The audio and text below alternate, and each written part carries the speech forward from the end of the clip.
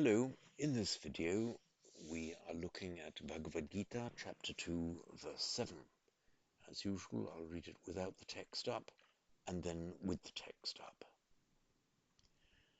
Karpanya dosho pahata swabhava prichhami twan dharma sammudha chetaha yachreya syan nishchitam bruhitan me Shishyasteham shadhiman twam prapannaha. Here's the text. Karpanya dosho pahata swabhavaha prichhami twan dharma sammudha chetaha yachreyasyan nishchitam bruhitan me Shishyasteham shadhimam twam prapannaha.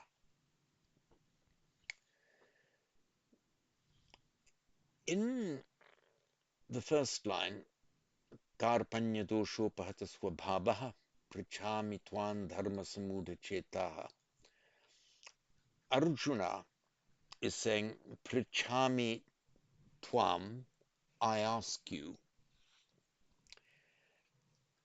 And Arjuna is referring to himself by these two compound adjectives, Karpanya dosho pahata swabhavaha and dharma sammudha chetaha.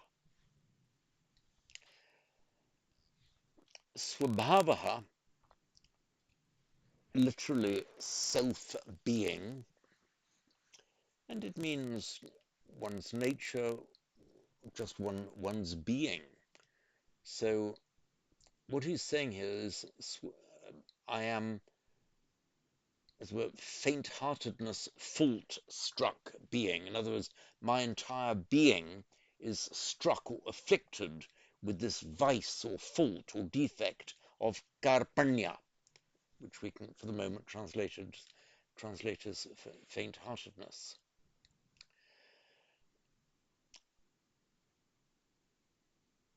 So swabhava, nature, upahata is doshopahata, which is by sandhi, without the sandhi, dosha upahata.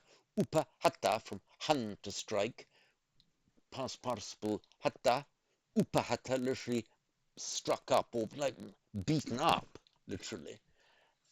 So afflicted or assailed. So assailed nature, with my nature assailed by what? By a dosha, by a vice or a defect. And what dosha? Karpanya dosha. So with my swabhava, my nature, my entire being, upahata, afflicted, assailed, literally beaten up, with this dosha, vice of karpanya. Now, karpanya, I've dealt with in the explanatory glossary, which I will call up the relevant page for you. It's, sorry, page 27. Here we are, is the explanatory glossary. Go down to page 7.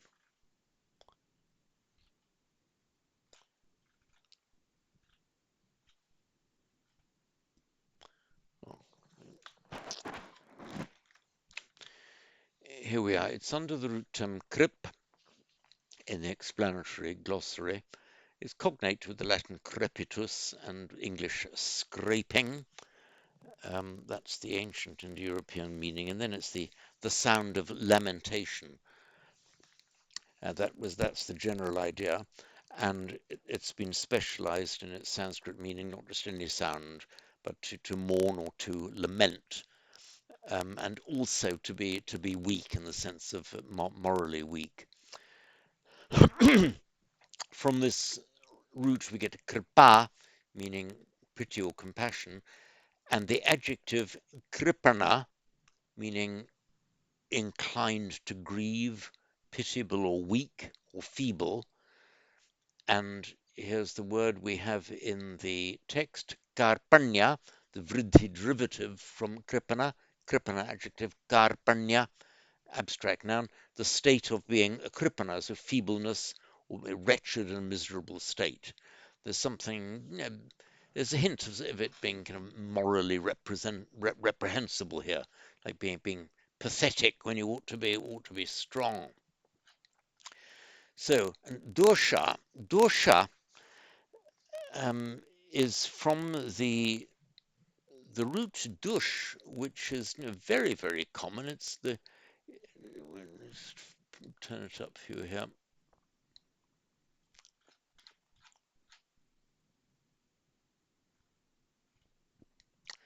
It's the dush root, original Indo-European meaning. Proto-Indo-European was generally bad or wrong. It's the one that makes the very, very common prefix dush or dur, dus in Sanskrit as in dukkha, suffering. Cognate with the Greek dys, as in dyslexia, dyspepsia, dysfunctional, anything bad or wrong, not working properly. And it makes sorry, it makes a noun in Sanskrit. Sorry, I didn't color these in properly. In Sanskrit, dosha, and in Pali, dosa. Let me just do these properly. There we are. Meaning anything that is characterized as being dush, so anything wrong, a fault, or a vice.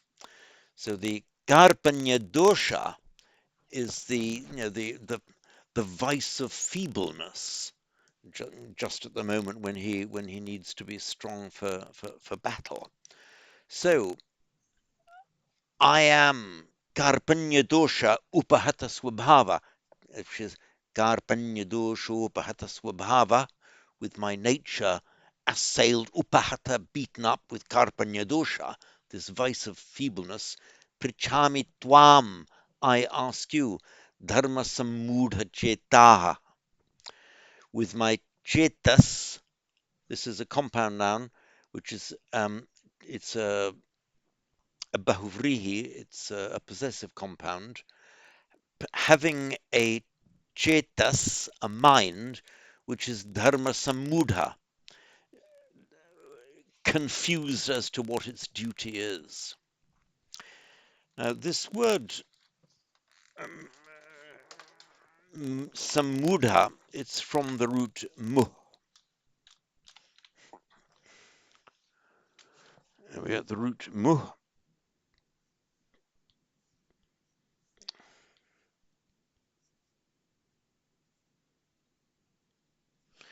meaning to be confused or bewildered. It's the same root from which we get moha, which in Buddhism is widely used to mean, or generally used to mean, delusion. One of the basic states of the unenlightened human mind is moha. In Pali, lobha, dosa, moha, greed, hatred, and delusion. It makes its past participle, so the normal way of making past participle is mu plus ta.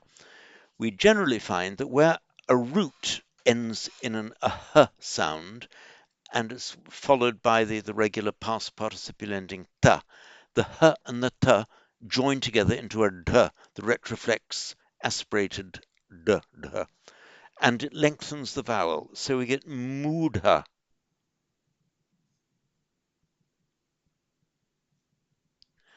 Bewildered, confused. And in this case, with the prefix some,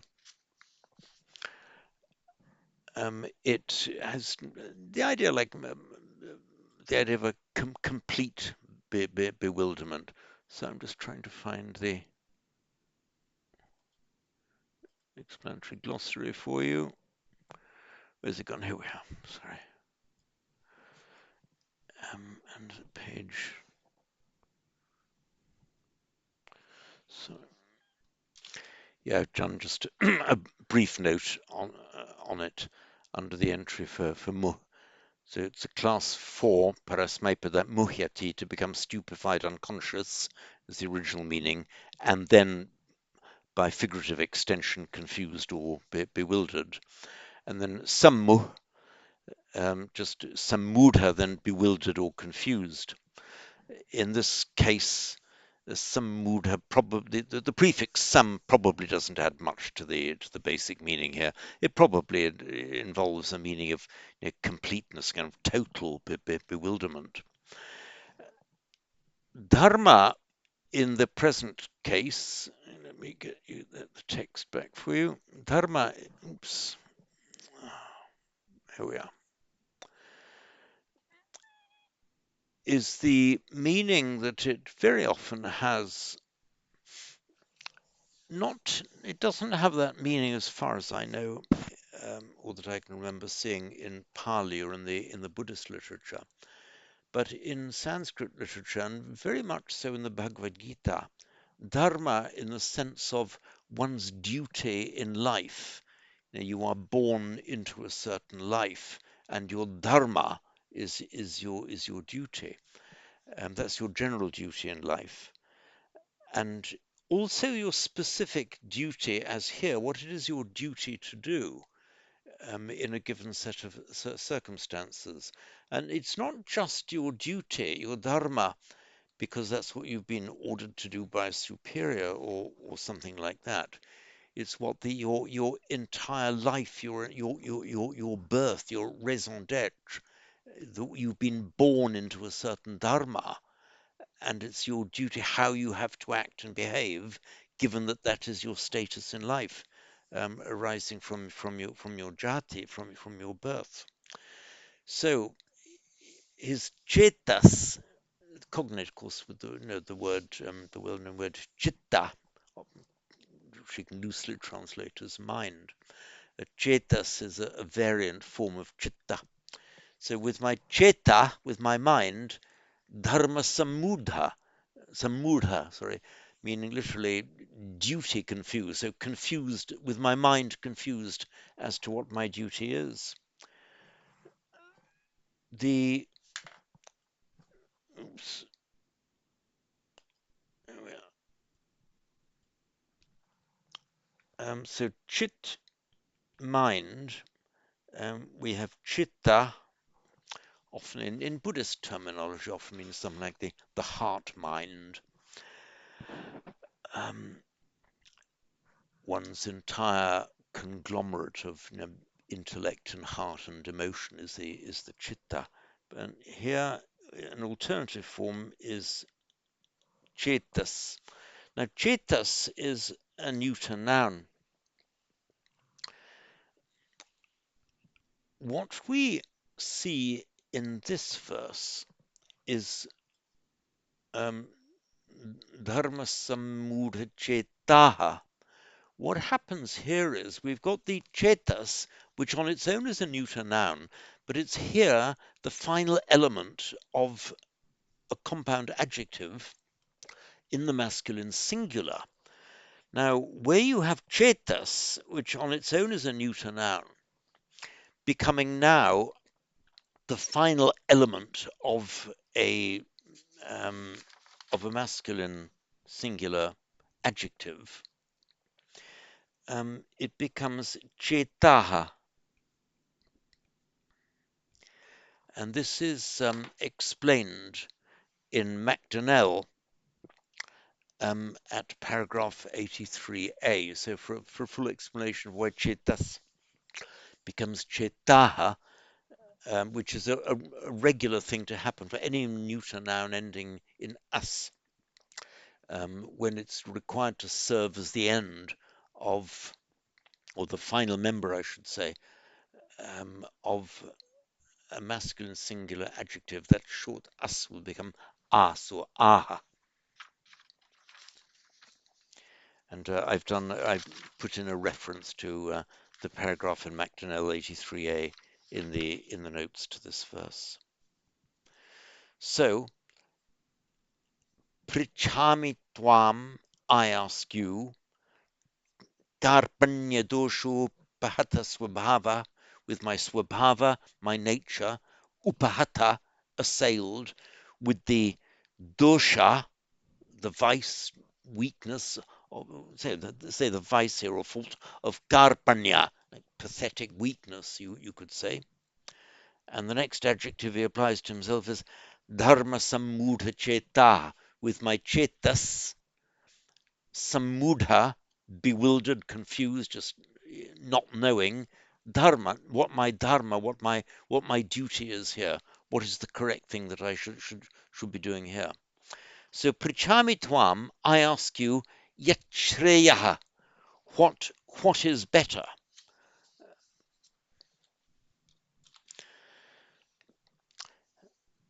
And this is the comparative form, neuter, um, from the adjective shri. What is more shri? Now, shri originally meant a brilliant light, and then that which is good. And often shreya is, what to do for the best. What's the most noble course of action? And there's an explanation of these comparatives in ES at Macdonnell paragraph 88, and I've given you a reference to that paragraph in the notes. So yet shreya syat, what may be best? Here we are. So here syat, and let's change this to syat. Um, it's the third singular, the present optative, syam, syah, syat. The ordinary indicative is asti. This is an irregular verb. This is the verb as, meaning to be. The one that we have as cognate with the Latin esse. It comes into French as être, ser in Spanish, essere in Italian, and it turns up as ist in German and is in English. So asti would be the present indicative. This is siat, the optative, meaning what might be better. So prichami tvam yet shreya syat, what might be better. Nishchitam bruhitan me. So nishchitam means definitively or decisively. Let me just take you here to the note I've done on it. Hang on. In the explanatory glossary.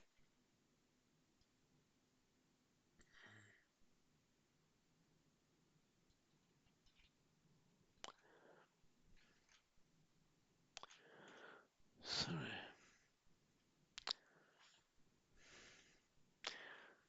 Here we are, nishchi.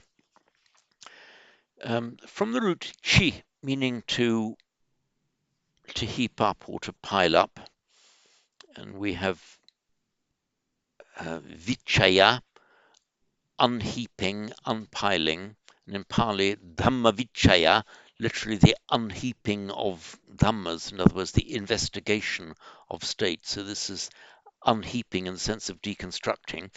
This is kind of the same meaning, but it has the meaning of ascertaining. So nishchitam is the neuter past participial form used as an adverb. So it means in an ascertained way, you've pulled it apart, exposed it, clarified it, explained it. It's all out in the open. So nishchitam, so the imagery of unheaping a jumble, determining what to do in a confused situation. That's what lies behind the nishchitam here. So nishchitam bruhitan me. So this is tad or tat me. Bruhi, say tat me, say that to me. Tell me it. Nishchitam bruhitan me. Tell me decisively what my dharma is. What is the best thing for me to do. Shishyasteham. Shishya, it's from the root shas, meaning to teach, in certain forms of that verb, including this one, which is the future passive participle used as a noun. So let me give you the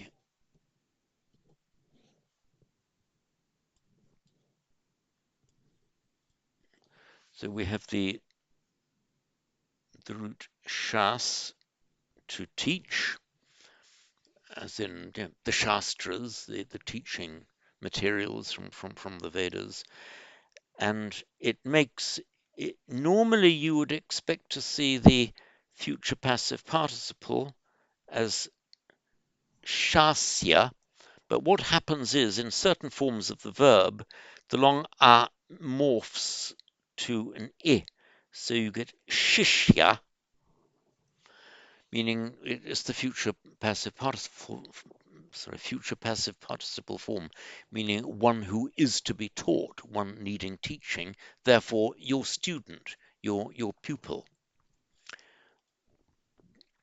So shishyas te aham, shishya pupil, shishyas te your pupil, your student. How have I translated here? Your pupil, yeah. Te aham, your pupil am I am your pupil. And here by normal sandhi, actually normal sandhi, take out the sandhi, shishyas te aham, and te aham by sandhi becomes te ham. Shishyas te ham, pupil your I, meaning I am your pupil. Shadhiman twam prapannam. Shadhimam. Again, from the same root, shas, to teach, it's a class 2 verb. So it makes its, sorry, let me give you the iPad. Class 2 verb. Um, in class 2, I've given you a note in the notes. So bruhi and shadi, they're both class 2 imperatives. And you can see more detail about it. MacDonnell 131.4 at page 90. What happens for the second person singular imperative in the second conjugation is you add he or di. You add di if the root ends in a consonant, or he if the root ends in a vowel. So bru, root meaning to say, bruhi, say, imperative. Shas, to teach. Now it would normally, without san, to be shasdi,